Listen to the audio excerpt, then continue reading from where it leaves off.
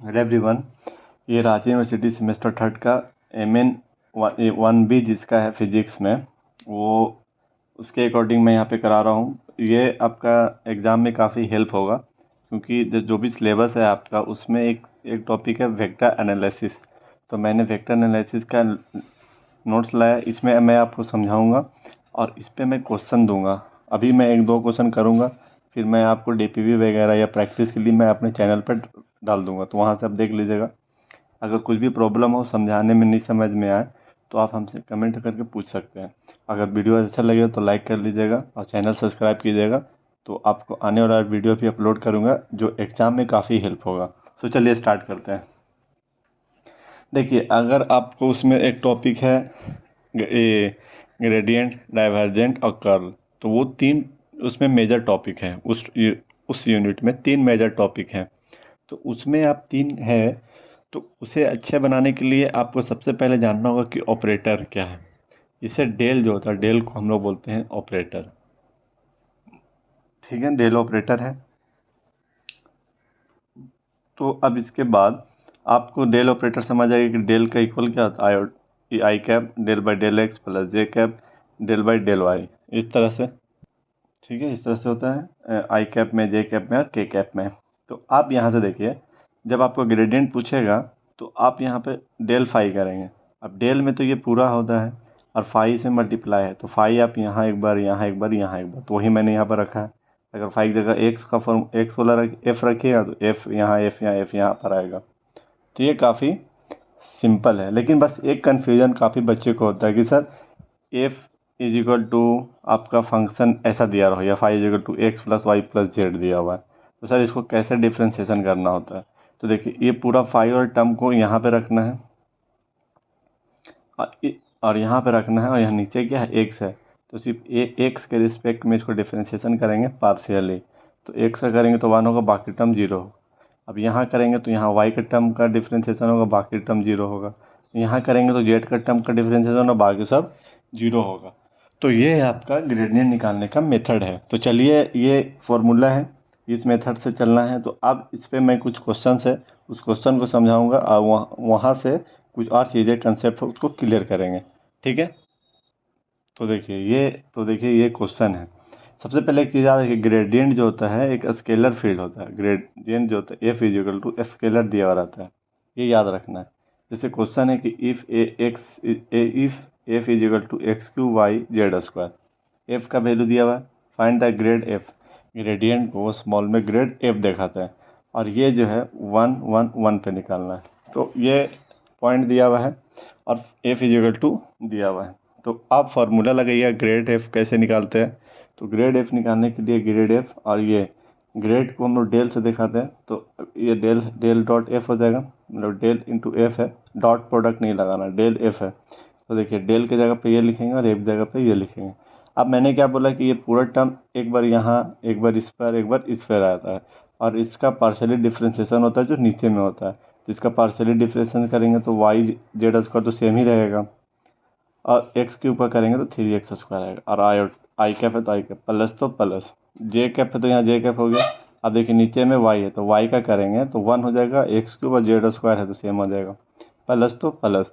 इसके बाद यहाँ पर देखिए के कैप है तो के कैप, और डेल बाई डेल वाई है, और इसका डेल बाई डेल जेड है तो जेड का करेंगे तो टू आगे आएगा और वन हो जाएगा पावर में, तो z x to y same रहेगा। अब इसके बाद यहाँ तक तो बन गया, लेकिन यहाँ तक ही नहीं पूछा, पूछा एट वन वन पे क्या होगा। तो एक्स और वाई और जेड सब की जगह पर वन रखने पर यहाँ आएगा तीन, और यहाँ आई कैप, प्लस तो प्लस, यहाँ पर आएगा वन, और जे कैप तो जे कैप, यहाँ पर आएगा वन रखने पर सिर्फ टू, तो टू के कैप हो जाएगा। तो ये आपका होता है ग्रेड निकालने का मेथड, और ये क्वेश्चन था। अब आपको और क्वेश्चन चाहिए प्रैक्टिस के लिए तो आप कमेंट कीजिए, तो मैं अपने चैनल पर अपलोड कर दूंगा, वहाँ से आप बना लीजिएगा। तो ये आपका ग्रेडियंट निकालने का मेथड है, ऐसे ग्रेडियंट निकलता है। अब दूसरा टॉपिक होता है डाइवर्जेंट। डाइवर्जेंट जो होता है उसको मैं अभी समझा रहा हूँ, देखिए। ये अब आपका होता है डाइवर्जेंट। डाइवर्जेंट में कुछ नहीं करना होता है, एफ जो दिया रहता है और ये दोनों के बीच में आपको सिर्फ डॉट प्रोडक्ट निकालना होता है बस। एफ कोई वेक्टर फॉर्म में दिया रहेगा, और ये del by del x, del by del y, और ये इसको आप निकाल लीजिए प्रोडक्ट इसमें वेक्टर जो भी होता है डॉट प्रोडक्ट जो होता है उसमें निकाल लीजिए। आपका एक होता है कर्ल एफ, कर्ल में क्या होता है क्रॉस प्रोडक्ट निकालते हैं। क्रॉस प्रोडक्ट जो होता है डिटर्मिनेंट लेके सॉल्व करते हैं। तो बस ये दो याद रखना है, डॉट प्रोडक्ट निकालना है डाइवर्जेंट में, क्रॉस प्रोडक्ट निकालना है कर्ल में। तो बस यही दो और एक ग्रेडियंट, ये तीन से एक क्वेश्चन आपका पूछ सकता है 3 नंबर में। तो ये काफ़ी अच्छा क्वेश्चन है। मेथड अच्छा है, क्वेश्चन मैं आपको अभी समझाऊंगा। मेथड देख लीजिए, डाइवर्जेंट एफ है, इसको डॉट प्रोडक्ट लेना है और इसमें क्रॉस प्रोडक्ट लेना है। और एक चीज़ याद रखिएगा, आई cap j cap k cap, तो आई के सामने डेल बाई डेल एक्स, और इसमें सिर्फ F1 का फंक्शन लेना है, जे में F2 का, के में F3 का। तो चलिए इस पर एक क्वेश्चन मैं आपको कराऊंगा, उससे काफ़ी क्लियर समझ में आ जाएगा डाइवर्जेंट पर और कर्ल पर। मेथड समझ आ गया कि डाइवर्जेंट पूछेगा तो डॉट प्रोडक्ट लेना है और कर्ल पूछेगा तो क्रॉस प्रोडक्ट लेना। लेकिन ग्रेडियंट में से कुछ भी नहीं है। ग्रेडियंट जो फाई या एफ जो भी है उसको पूरा एक बार लेना है एक में, और उसको पार्शियली डिफ्रेंशिएट करना है with respect to x, with respect to y, with respect to z. ठीक है, तो चलिए क्वेश्चन मैं आपको कराता हूँ। देखिए ये क्वेश्चन लेके आया हूँ। अब देखिए ये फॉर्मूला जब भी मैंने बताया, ये भी वही है जो भी मैंने बताया, डॉट प्रोडक्ट लेना है, इसमें क्रॉस प्रोडक्ट लेना है। इसमें दो चीज़ काफ़ी कॉमन है, वो एग्ज़ाम में 100% पूछता है। अगर डाइवर्जेंट जीरो अगर आपका आ गया तो वो होता है सोलिनॉइडल वेक्टर। अगर कर्ल आपका जीरो होता है तो वो होता है इरोटेशनल या फिर कंजर्वेटिव वेक्टर। क्या होता है? कंजर्वेटिव। ऐसे याद रखना, दो चीज़ होता है। ठीक है, तो आप इसके बाद आगे समझते हैं। Find divergent and curl where f, देखिए यहाँ पर एफ दोनों के लिए वेक्टर फॉर्म में दिया हुआ है ना, आई cap j cap k cap. तो यही डाइवर्जेंट और कर्ल में यही डिफरेंस है। किससे? ग्रेडियंट से। तो चलिए अब डाइवर्जेंट निकालते हैं। तो डाइवर्जेंट निकालते हैं तो डेल डॉट एफ लिखते हैं, एफ वेक्टर। तो डेल के जगह पर जैसा कि मैं जानता हूँ ऑपरेटर, तो इसका वैल्यू यही होता है। अब इसको रखेंगे, एफ का जो वैल्यू दिया हुआ है ये पूरा टर्म को यहाँ पर रखें। लेकिन आप देखिए इसमें क्या वेक्टर फॉर्म में, मीन्स आई कैप और आई कैप आई के साथ जाएगा। आप जैसे कोई मान लीजिए, इसको समझना काफ़ी सिंपल है कि आप एक चीज़ समझिए कि जैसे कोई फंक्शन होता है जहाँ पे हर कुछ चीज़ें रिस्ट्रिक्टेड होती है। रिस्ट्रिक्टेड है मतलब ऐसा है कि जो कोई सी चीज़ है रिस्ट्रिक्शन लगा हुआ है कि आप इधर नहीं जा सकते। या फिर ऐसा होता है कि कोई शादी है तो उसमें क्या होता है कि गर्ल्स लोग का जो भी सेटअप होता है वो अलग कहीं कहीं शादी में होता है और कहीं कहीं एक जगह होता है। लेकिन अब ऐसा पार्टी है जहाँ पे गर्ल्स अलग जाएंगी फैमिलीज़ में और बॉयज़ जो भी है वो अलग जाएंगे। तो उसी तरह से इसमें है कि देखिए ये दोनों गर्ल्स गर्ल्स एक साथ, ये दोनों गर्ल्स गर्ल्स एक साथ, अपने पार्टी में ये भी दोनों गर्ल्स गर्ल्स एक साथ। अब ये नहीं कि गर्ल्स बॉयज़ मिला देंगे, ऐसा नहीं। तो गर्ल्स गर्ल्स एक साथ। ठीक है, तो देखिए आई कैप और डॉट आई कैप, तो आई होएगा, तो आई डॉट आई जो होता है वो 1 होता है, तो आई डॉट आई 1 हो गया। और ये पूरा टर्म को लेके आएगा यहाँ पर, प्लस तो प्लस, फिर जे डॉट जे तो ख़त्म हो गया, फिर ये जो पूरा टर्म बचा इसके साथ आएगा, फिर के डॉट के भी 1 हो जाता है और ये पूरा टर्म आपका यहाँ पर आएगा बाई जो भी है। इसके बाद यहाँ देखिए डेल बाई डेल एक्स है, इसको मतलब पार्शियली डिफ्रेंशिएशन करना विद रिस्पेक्ट टू एक्स। तो देखिए जब इसका करेंगे तो एक्स में तो 1 हो जाएगा, वाई स्क्वायर तो सेम रहेगा, प्लस तो प्लस। अब देखिए इसका करेंगे वाई के रिस्पेक्ट में, तो वाई का तो 1, 2x² जेड तो सेम हो जाएगा, प्लस तो प्लस। अब इसका करेंगे जेड में, देखिए -3 है, इसका करेंगे तो माइनस का 6 हो जाएगा।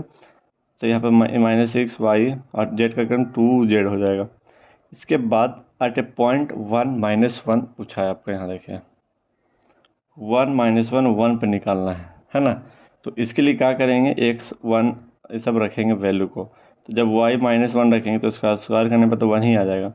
जब x पर 1 और z पर 1 तो सिर्फ 2 बचेगा आपका, प्लस तो प्लस। देखिए -3 और 2 -6 हो गया, z तो 1 ही रहेगा लेकिन यहाँ माइनस है तो माइनस प्लस हो जाएगा 6। अब इज इक्वल टू इसको ऐड करेंगे तो आपका आएगा 9। तो ये होता है डाइवर्जेंट एट ए पॉइंट 1 -1 और 1 पे। देखिए आराम आराम से समझा रहे, आप इसको समझिए। अब क्वेश्चन का थ्योरी पूरा देने जाएंगे तो क्वेश्चन आपको समझ भी नहीं आएगा और एग्जाम भी है। तो बस इस तरह से समझिए, आप लोगों को काफ़ी हेल्प होगा। इसके बाद देखिए एक और क्वेश्चन है, ये भी काफ़ी अच्छा क्वेश्चन है, सो ये आप लोगों को हेल्प करेगा।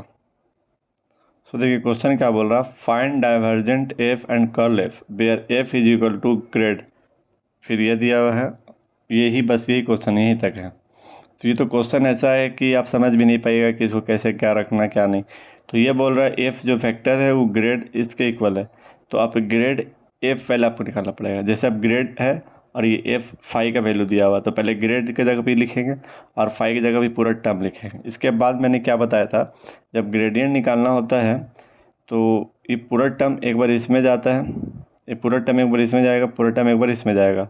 जब ये पूरा टर्म, देखिए पूरा टर्म जो है तब इसमें आएगा, तो याद ध्यान से देखिए, जब ये पूरा टर्म है, ये पूरा टर्म इसमें आएगा, तो आपको क्या है, इसको रिस्पेक्ट एक्स के रिस्पेक्ट में इसको डिफ्रेंशिएट करेंगे, तो देखिए 3x² आएगा।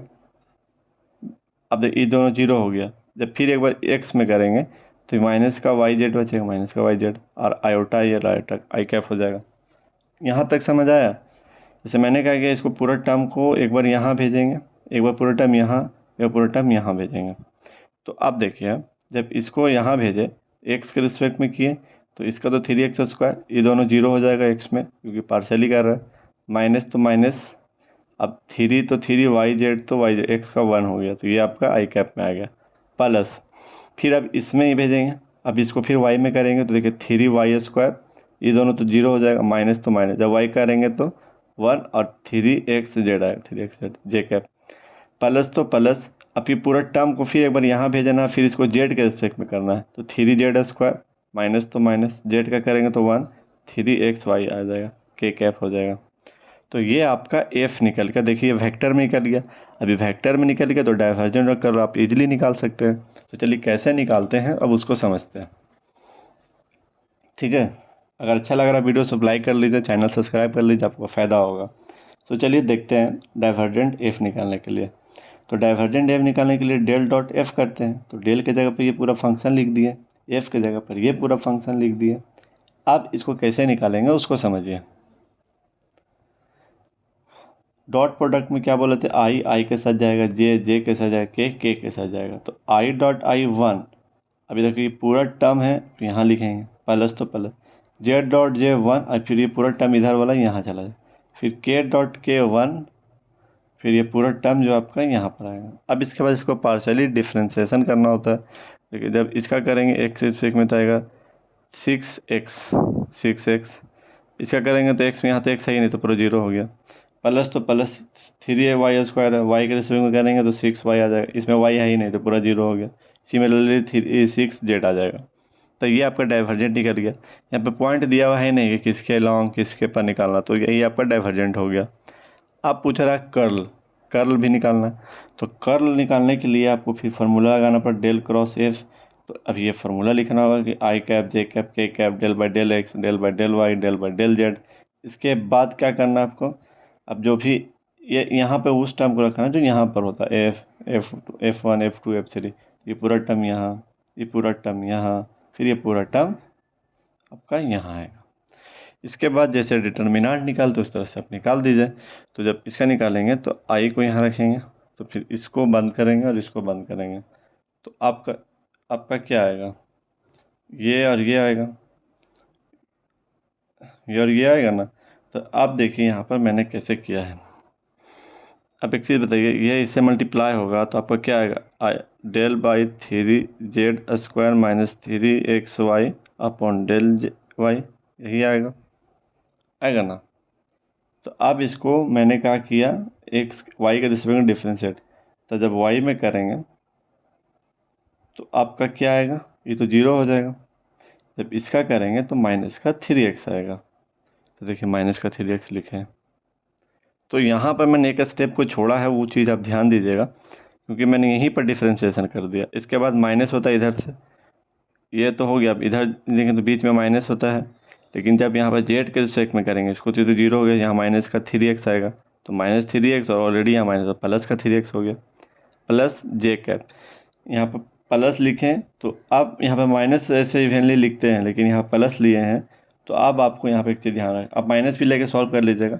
यहाँ इसको बंद करेंगे तो इससे ये वाला में आएगा, और फिर इससे इसमें पहले ज़्यादा था लेकिन अब यहाँ पर प्लस लेने से इससे इसमें पहले होगा, फिर इससे इसमें होगा, समझ पा रहे हैं ना, पहले इससे इसमें होगा फिर इससे इसमें होगा। तो चलिए इसको देखते हैं।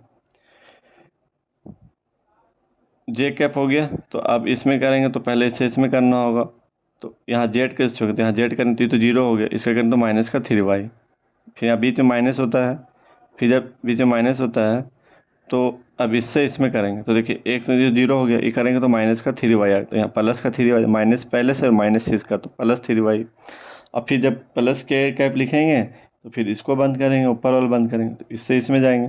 तो देखिए इसमें एक्स के रिस्पेक्ट में होगा तो जीरो हो गया, माइनस का 3x z होगा तो ये माइनस का 3z हो जाएगा। फिर अब यहाँ बीच में माइनस होता है और ये दोनों बंद हो रहा है तो आपका इससे इसमें होगा, बीच में माइनस लगाएंगे, फिर इससे इसमें करेंगे वाई के रिस्पेक्ट में, ये तो जीरो हो गया, माइनस का 3z है तो प्लस का 3z हो जाएगा। बस यही आपका हो गया। तो देखिए माइनस का 3x प्लस का 3x, ये तो जीरो हो गया, जीरो वाई कैप, प्लस तो प्लस थ्री माइनस का 3y प्लस का 3y, तो ये हो गया जे कैप। और यहाँ पर हो गया माइनस का 3z प्लस का 3z, तो जीरो हो जाए फिर के कैप, तो ये आपका जीरो आया। अब एक चीज़ मैं आपको बता कि अगर कर्ल जीरो हो जाने से ये कैसा हो जाता है आपका इरोटेशनल, इरोटेशनल हो गया। तो ऐसा ऐसा क्वेश्चन आपके रांची यूनिवर्सिटी में पूछ लिया जाता है और ये मिड सम में भी आप लोग ऐसा क्वेश्चन देखे होंगे। तो अब ये दोनों क्वेश्चन और थ्योरी में कहीं भी डॉट होगा, ग्रेडियंट में, डाइवर्जेंट में और कर्ल में, तो आप हमको कमेंट कीजिए, मैं आपको बताऊंगा। ठीक है, चलिए थैंक यू। वीडियो अच्छा लगे तो लाइक कर लीजिए, हमारे चैनल को सब्सक्राइब कर लीजिए, आपको फ़ायदा होगा। ठीक है, चलिए थैंक यू।